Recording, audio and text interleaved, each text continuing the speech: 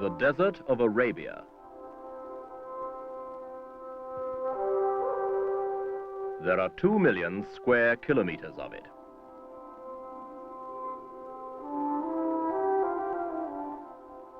As hot as the sting of the scorpion,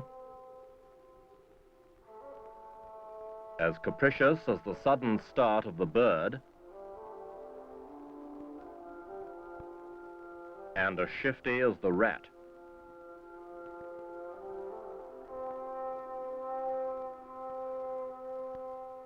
A bush with branches like wire may find enough moisture to grow and even flower. But this pitiless desert will kill a man who doesn't take water with him.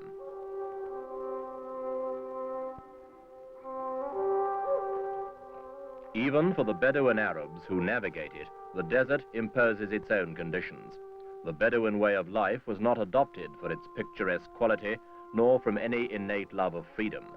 It developed as a way of staying alive.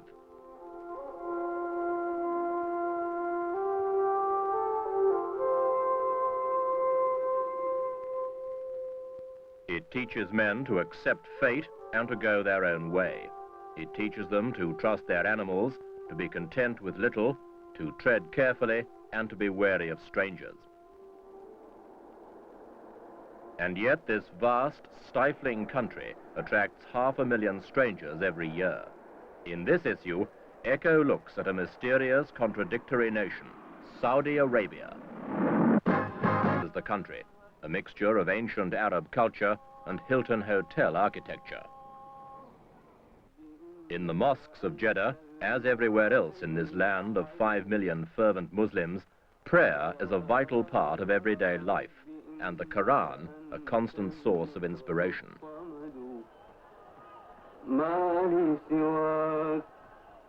For of all the Muslim religion's 700 million adherents, none keep the faith more strictly than the Saudi Arabians. Until comparatively recently the incorruptible bastion of Puritan rigor, this country went unchanged and unchangeable for 13 centuries, since the time of the Prophet Muhammad himself.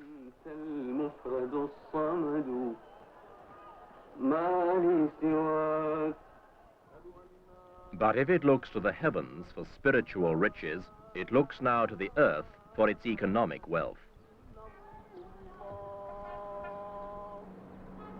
For centuries, the small city of Jeddah and others like Medina and Mecca were the only settlements and sources of trade and revenue in a patchwork collection of deserts and quarreling tribes.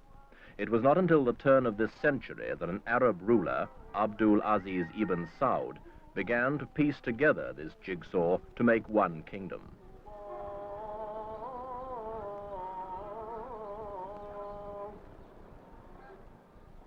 Jeddah, now a bustling seaport on the Red Sea, first grew rich as a marketplace for Arab spices, perfumes, and ivory. Today, it's still a trading post, but its wealth stems from travelers, not spices, and not from ivory, but oil.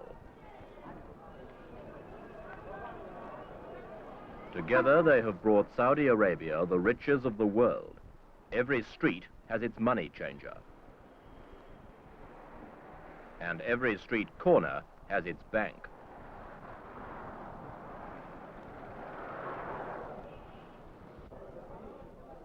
The Saudis, simple men who once seized power with the sword, men who knew what it was to go hungry, suddenly found the magic key to unlock the treasure chest of the Western world.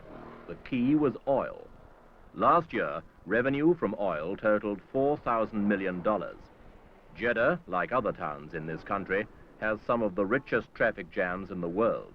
They use Cadillacs for taxis and have built modern streets, shops, and apartment blocks to match. As the thirst for oil grows bigger, this place gets richer and richer and richer.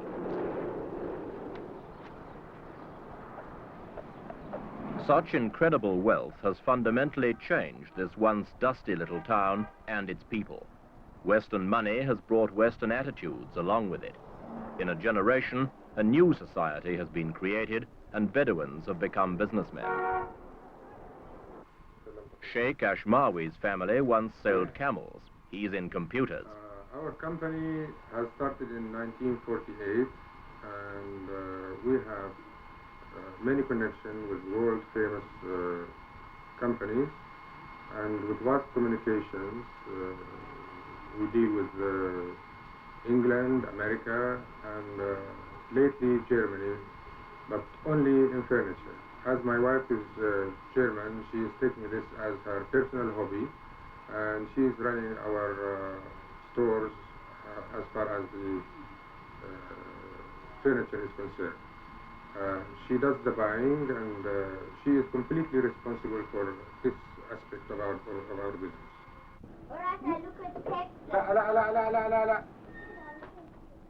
His father lived in a Bedouin tent. Sheikh Ashmawi lives in a gorgeously equipped luxury apartment on the coast outside Jeddah. Saudi Arabia's fortune has changed his life and his outlook. His daughter speaks English. His wife succeeds in what was a strictly masculine society. And his son will inherit a complex international business.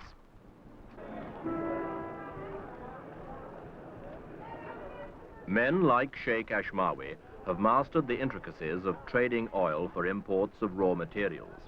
These are needed for a rapidly expanding development program intended to update the living standards of 5 million Saudis. To make it work, they need to import even the labor. Several 100,000 Yemenis provide the muscle for the new Saudi Arabian economy. Oil provides the capital.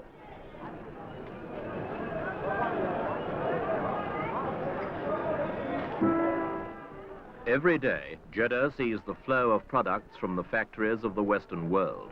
Cement to build, cars to drive, clothes to wear, seed to sow, and food to eat.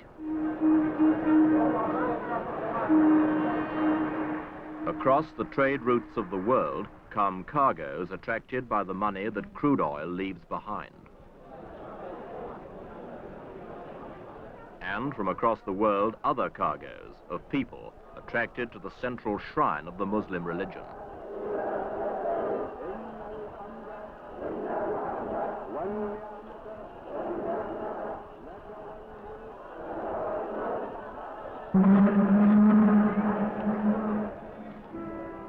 More than 500,000 people come to Saudi Arabia every year in fulfillment of their sacred duty to make the pilgrimage to Mecca at least once in their lifetimes.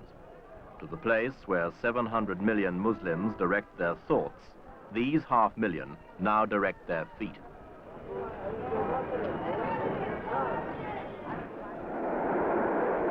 They used to come by camel, now they come by comet. Jeddah Airport, where the temperature is 120 in the shade. To land here is to be hit by a suffocating blast of heat, but to land here is also to be cleansed.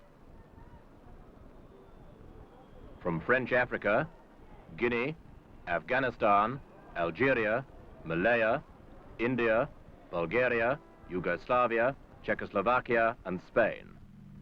Journeys that once took weeks now take hours. Once a year they make the pilgrimage, the Hajj, to keep faith with Muhammad.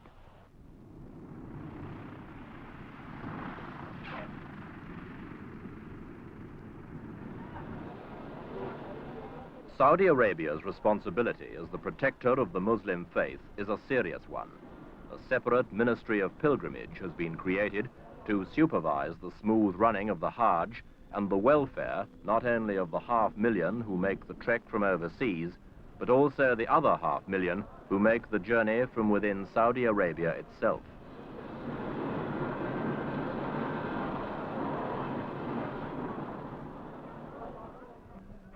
Two new pilgrim cities have been built near Jeddah to accommodate them. Fleets of buses are provided to take them the 50 miles to Mecca, and new roads, built by British and Italian engineers, have been laid down to smooth the journey.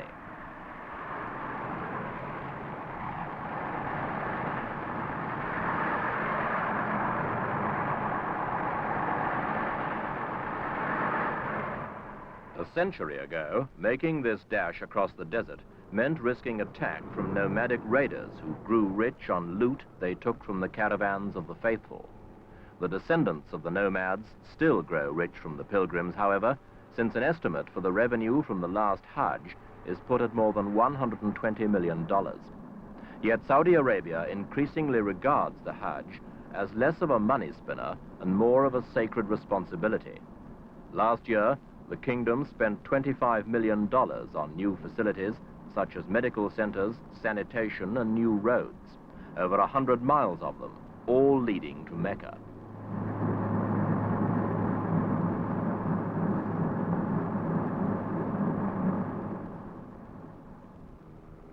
Fittingly, it is on the road to Mecca that the two major influences on the kingdom of Saudi Arabia cut across one another. In one direction, religion, in another direction, oil. Saudi Arabia was the first of the Arab countries to reap the benefit of the world's most important fuel. Millions and millions of tons have already been pumped out, but it's been estimated that half the world's known reserves of crude oil still lie beneath this barren, featureless desert. And this nation's income of $4,000 million a year is likely to compound by 10% a year for the next decade at least.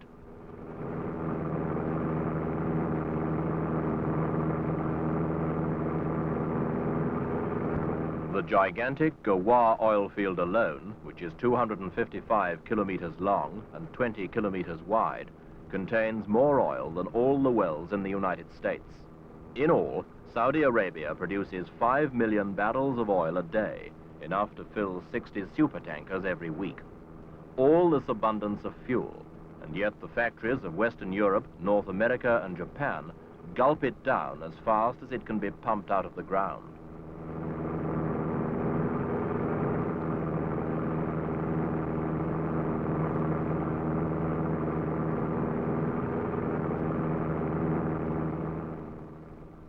Saudi Arabia, just a dot on the map, has the best part of the industrial world tied to it because of the need for more and more oil.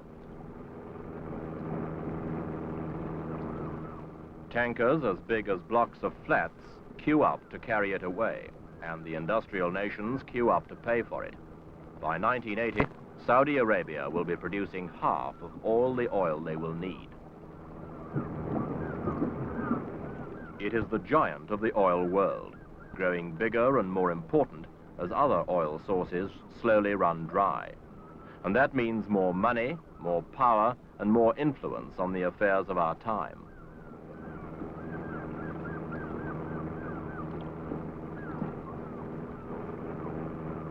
An accident of birth made Saudi Arabia the cradle of the Muslim religion.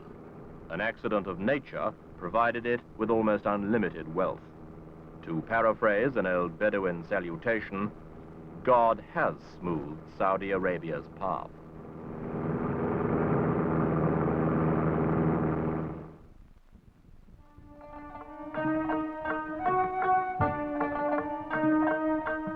Without a volume of statistics to prove it, it's sometimes difficult to believe that Saudi Arabia is one of the most richly endowed countries on earth.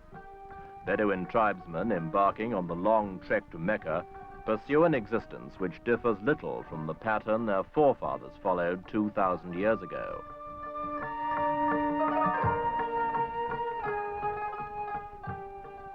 They come from Saudi Arabia's empty quarter, a seemingly endless expanse of sand where nature is capricious and shifty, a land of searing heat and occasional rainstorms, where the very shapes of the sand dunes are continually changed by the winds, where oases which were sweet one year are bitter the next, where to plant a seed is an act of hope, and to see it wither away before bearing fruit is not to be surprised.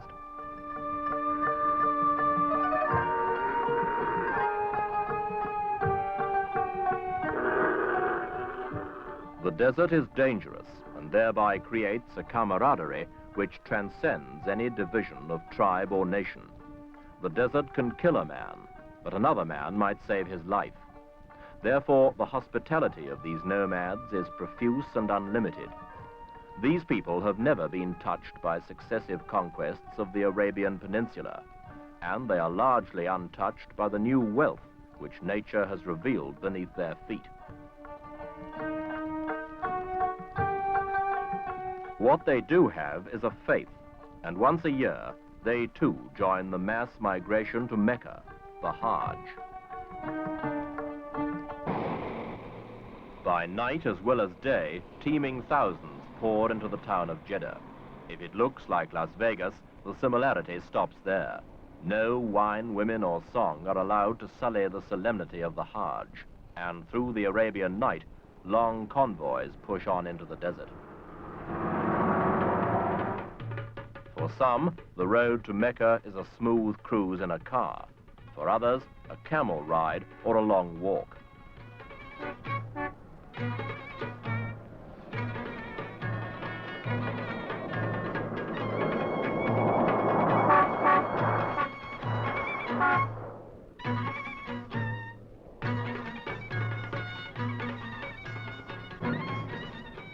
What they have in common is a deep-rooted urge to answer the call of Mecca at least once in their lives.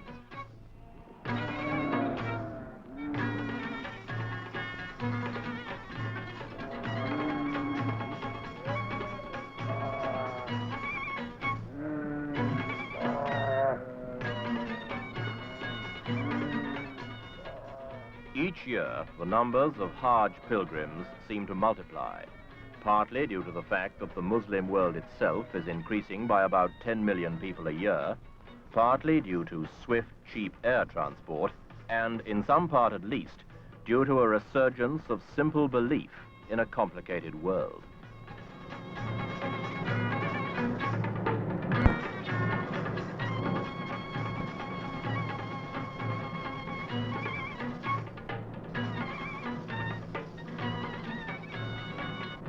In this wild country, the immovable, in the form of the Muslim faith, meets the irresistible, in the form of 20th century change. But it seems to make little impression on the old.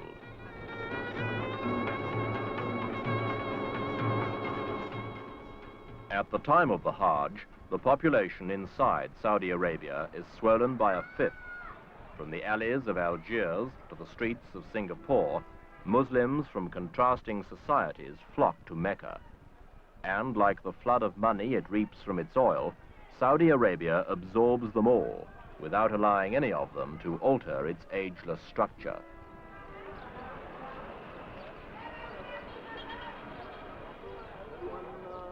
At the gates of Mecca stands the tented city. Here on the plain of Arafat, the pilgrimage of the Hajj reaches its climax. From here, the ritual begins.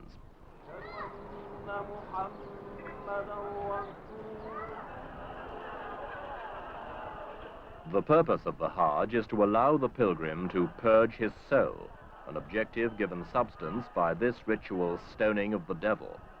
A Muslim is intended to put aside worldly business and contemplate the mystery of his existence. Yet there is little room for contemplation.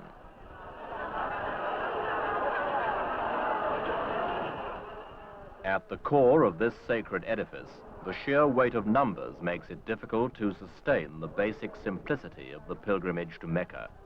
What was once an opportunity for a man to ponder the marvel of Muhammad's teachings, which began here and now influences 1/5 of the world, has taken on the appearance of a gigantic package tour.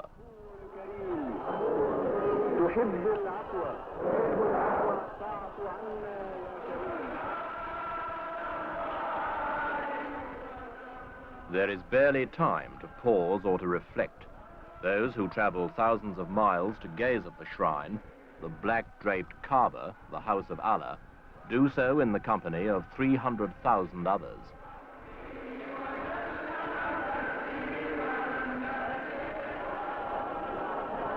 The first to perform the rituals at the opening of the Mecca rites is King Faisal ibn Abdulaziz. He comes to kiss Abraham's stone, a meteorite now worn smooth by the lips of unrecorded millions. And once His Majesty has performed the act of faith, lesser mortals may follow.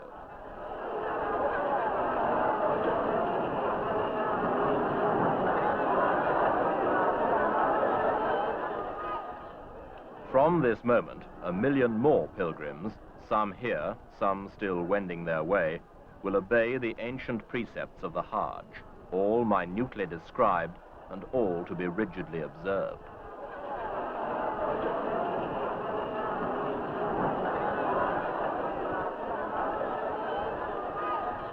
And none follow them more willingly than this fiercely religious king. After observance of the ritual, the prayers, and the vows of obedience to the scripture of the Prophet Muhammad as written in the Quran, comes the final act, 7 circuits on foot around the Kaaba itself.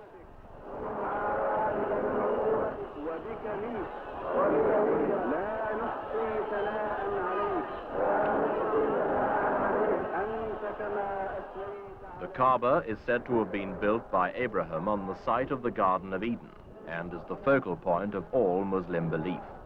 To abandon this place, Muhammad said, would be to signal the very end of the world. It is far from being abandoned. Each year, more pilgrims come here. Each day, 1/5 of the world's population turn their thoughts here. And Saudi Arabia is guardian of it all.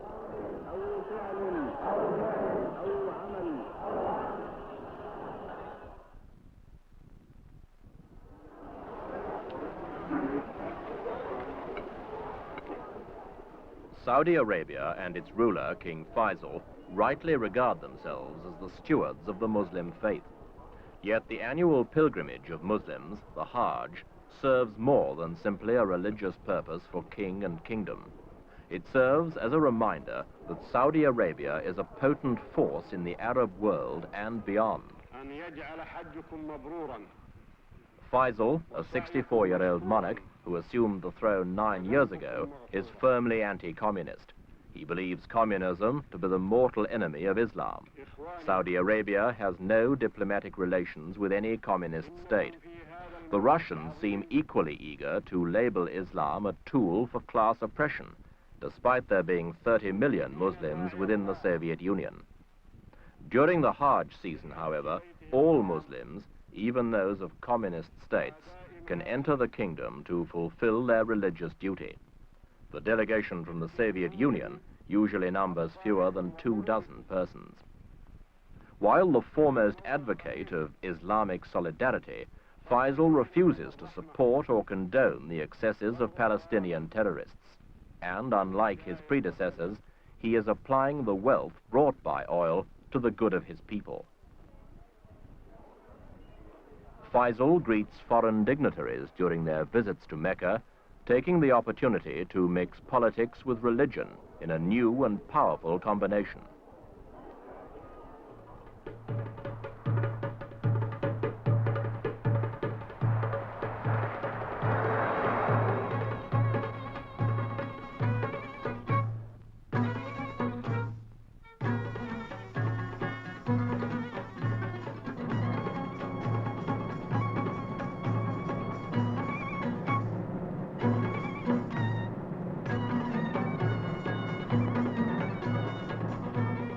Religion provides Saudi Arabia with its heart, but oil provides it with the muscle.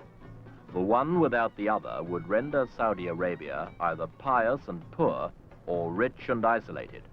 But together, they have enabled it to become a treasure chest for the Arab cause, an outpost of anti-communism, a fuel pump for the industrial West, a rallying point for the Third World. But above all, Saudi Arabia is the guardian of the Muslim religion, the defender of the faith, the focal point of the belief. And it is to this that the kingdom has clung most closely. It accepts 20th century technology and the benefits it yields, but it will have nothing to do with the more doubtful qualities of our age. It has one foot in the contemporary world, but the rest of it remains 13 centuries away. It seeks and achieves a place in the sun, but draws a discreet veil across its face, in the best Muslim tradition.